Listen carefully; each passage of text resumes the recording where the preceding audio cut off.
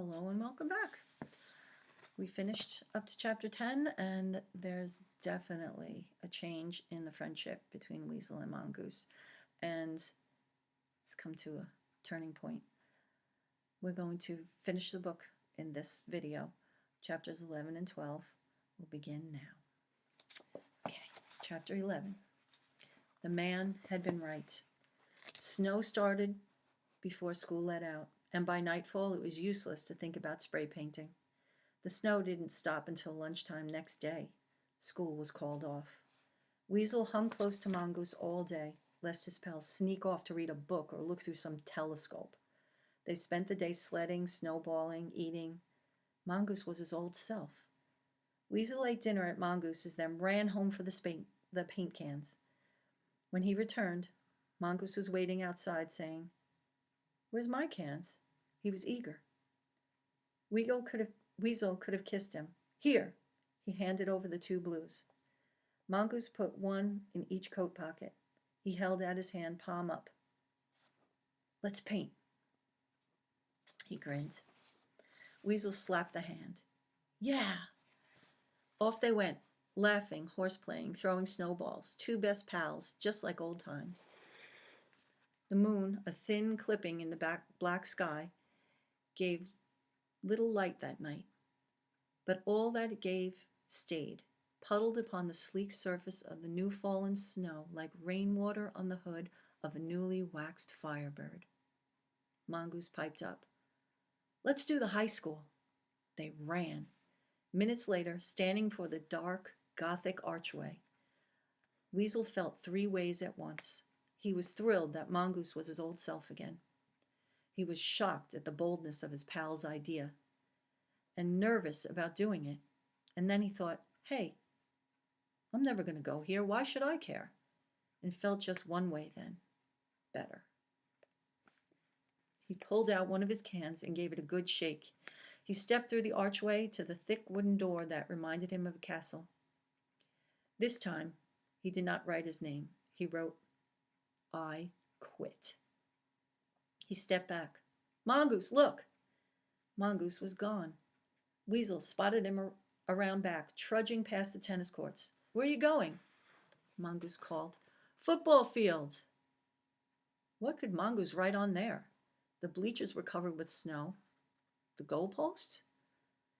Since he had no intention of ever attending the high school, Weasel refused to honor the main building with his signature, so he autographed other campus sites. The athletic equipment building, the tractor shed, the power plant, the school district offices, parking lot signs. He was signing the baseball field dugouts when he heard Mongoose behind him. "Let's go, Slow-Mo. I finished a long time ago." Weasel killed the second can, and they headed home. Weasel, wanting to stretch out this good night, suggested they go up to their old spot, the roof. Page break. When they opened the door, Mongoose looked immediately to the sky. Weasel knew he had made a mistake. Mongoose pointed. "There it is, Orion." Weasel refused to look. "How much you think a telescope like that costs?" said Mongoose. "About $500,000, I heard," said Weasel. "You can forget that sucker." They waded through the snow to the edge wall. They dropped snowball bombs onto imaginary targets 6 stories below. Wary of answers, Weasel avoided asking questions. "Tomorrow's a big day," he said. "Freedom, baby." Mongoose, packing snow, said nothing. "We'll check out the arcade, play every game, have us some lunch, go check out some cars." He poked Mongoose. "Check out some Jags if you want." Mongoose dropped his snow bomb. "Wish I could see old Pocopson's face looking at them 2 empty seats." Mongoose wandered out to the center of the roof and fell backwards, arms spread, into the snow. "Hey, Wheeze," he called. "Try this. Open your eyes, and all you can see from down here is sky." Weasel held firm. "So, where do you want to eat lunch tomorrow? Hoagie Hut? Burger King?" There being no answer, Weasel rolled a snow bomb the size of a basketball and lugged it over to where Mongoose lay spread eagle in the snow. He held the bomb over Mongoose's upturned face. "Hoagie Hut or Burger King? I want an answer." Mongoose closed his eyes and smirked. Wheeze, what makes you think your mother's going to let you quit school? Weasel didn't know which bugged him more, the question or the smirk.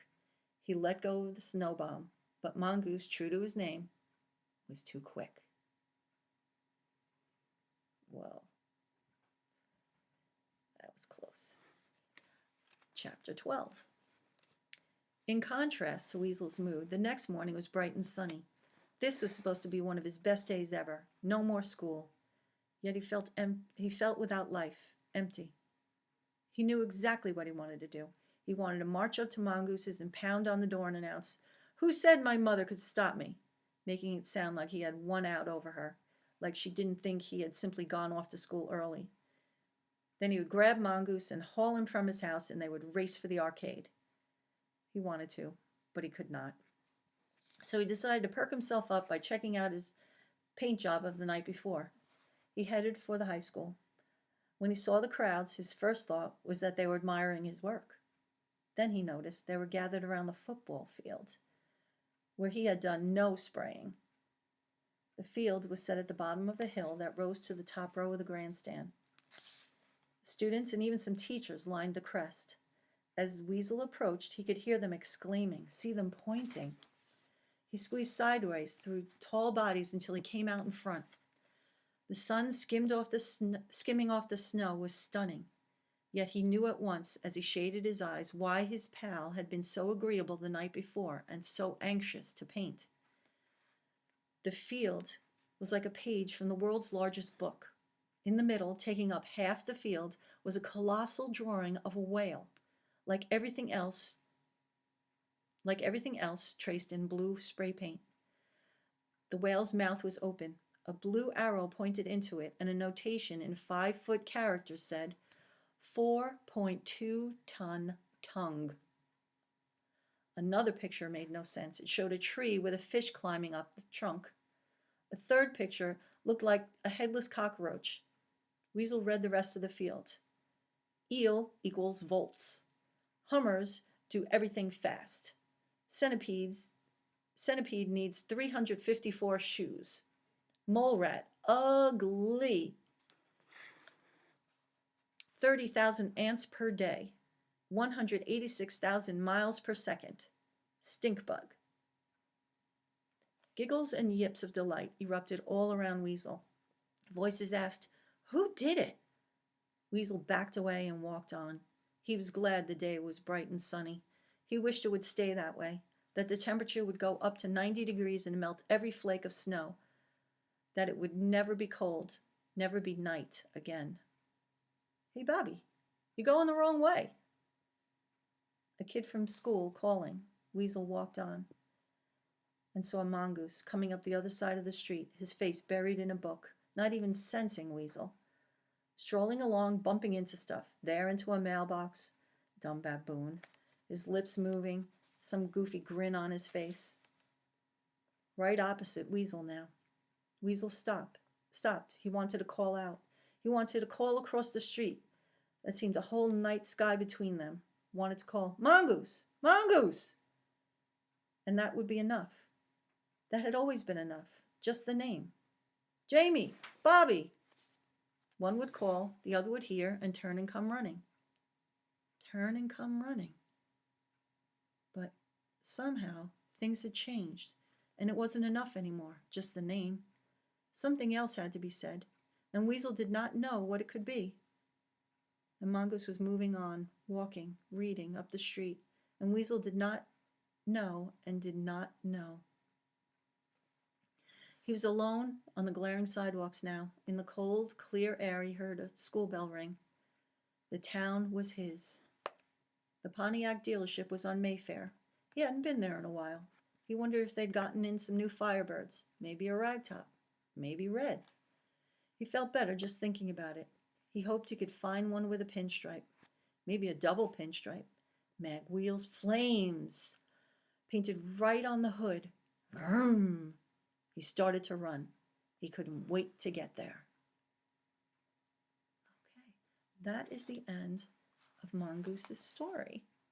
Okay, and I will ask you some questions to help you try and piece together this weird ending.